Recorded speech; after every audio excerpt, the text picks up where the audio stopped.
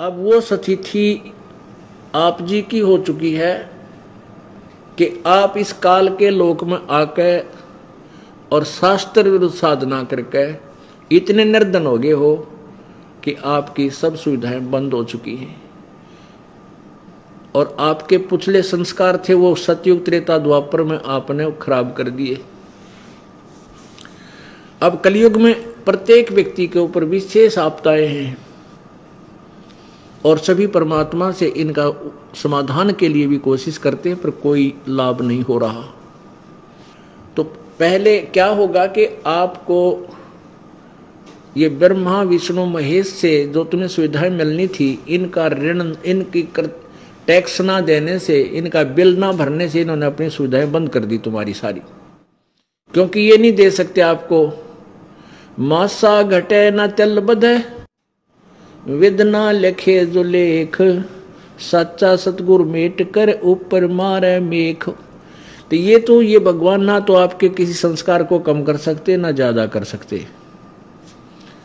केवल पूर्ण परमात्मा सतपुरुष कबीर जी वही आपके संस्कारों में परिवर्तन कर सकता है, आपके पाप कर्मों का नाश कर सकता है और आपको अपने कोटे से भी सुविधा दे सकता है।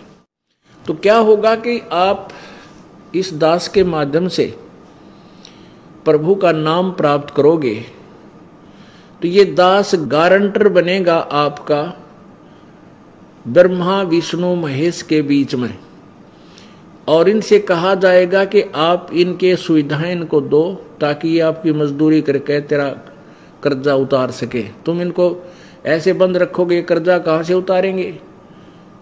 तो गारंटर वही होता है जो धनी व्यक्ति होता है और जिसको गारंटी ये मानते हैं। तो वो कौन होता है? वो संत होता है, परम संत होता है, परमेश्वर का कृपा पात्र होता है। तो ये दास आपका गारंटर बनता है ब्रह्मा विष्णु महेश गणेश दुर्गा और ब्रह्म के बीच में कि आप इनके कनेक्शन चालू करो, ये आपकी मजदूरी करके साधना करके आपका कर्जा पूरा करेंगे। तो आपको जिस दिन यह मंत्र मिल जाता है, प्रथम मंत्र, उसी दिन आपके गारंटी के कागज इन भगवानों के पास पहुंच जाते, ऑटोमेटिक फैक्स हो जाता है।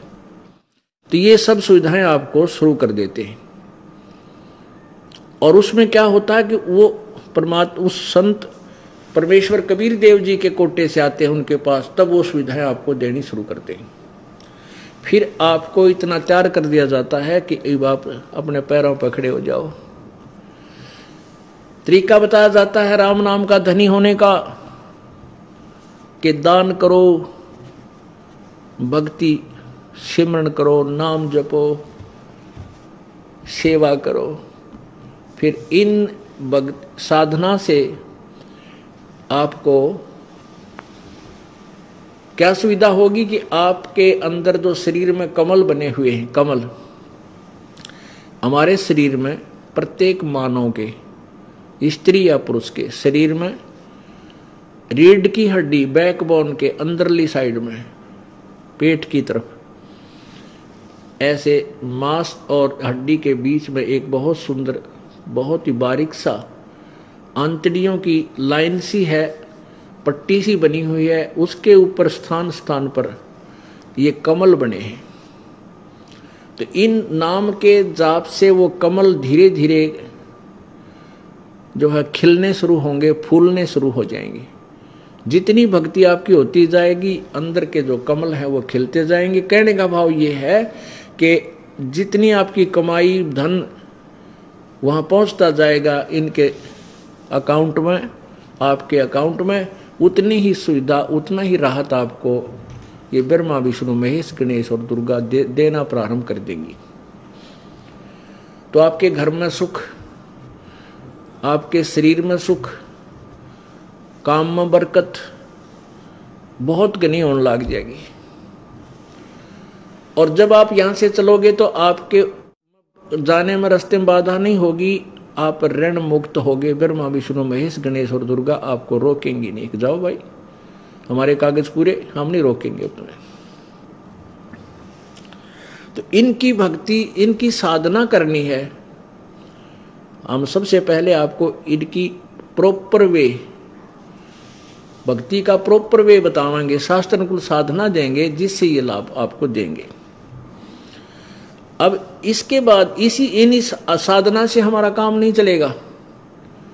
इसके बाद हमारे ऊपर इस ब्रह्म का भी कर्जा है, 21 ब्रह्मांड के प्रभु का भी कर्जा है, ऋण है।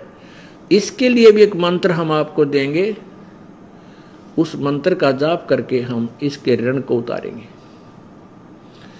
फिर हम परब्रह्म अक्षर पुरुष के लोक से ब्रह्मांडों को पार करके सतलोक जाएंगे अपने घर पे। तो रास्ते में इसके ब्रह्मांडों बहुत लंबा रास्ता है, उसका भी हमने टैक्स देना होगा, किराया देना होगा इसके लोकों से जाने का, उसका भी मंत्र है। जैसे गीता जी अध्याय नंबर 8 के श्लोक नंबर 13 में कहा कि गीता ज्ञान दाता ब्रह्म कहता है कि ओम इति एक अक्षरम ब्रह्म व्यवहारन माम अनुसमरन ये प्रयाति तजन देहम सयाति परमाम गतिम। मेरा एक मुझ ब्रह्म का एक ओम अक्षर यही मंत्र है, एक ओम अक्षर है मुझ ब्रह्म का, और जो अंतिम श्वास तक इसका स्मरण करता हुआ शरीर छोड़कर जाता वो मेरे वाला लाभ प्राप्त करता है, वो परम गति को प्राप्त होता है। तो यानी ओम नाम से जो राहत मिलती है वो ब्रह्म की साधना है।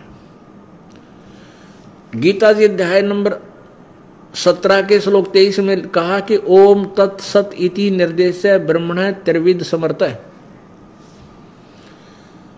अब वो 3 मंत्र का जो जाप है वो सच्चिदानंद घन ब्रह्म यानी इस गीता ज्ञान दाता से अन्य कोई परमात्मा है पूर्ण ब्रह्म, उसका जाप है। तो उसमें ओम मंत्र तो ब्रह्म का है, क्लियर है ये तो। तत् और सत्य सांकेतिक गुप्त है। जो उसमें तत् मंत्र है वो ये दास बताएगा, वो गुप्त कोड वर्ड है ये तत्। तो वो जो मंत्र है तत्व वाला वो अक्षर पुरुष पर ब्रह्म के लोक से हम पार होंगे, उसकी कमाई हम इस अक्षर ब्रह्म यानी परब्रह्म को दे देंगे। और जो सत वो सारनाम है वो कमाई हमें सतलोक ले जाएगी, वो पूर्ण ब्रह्म की है।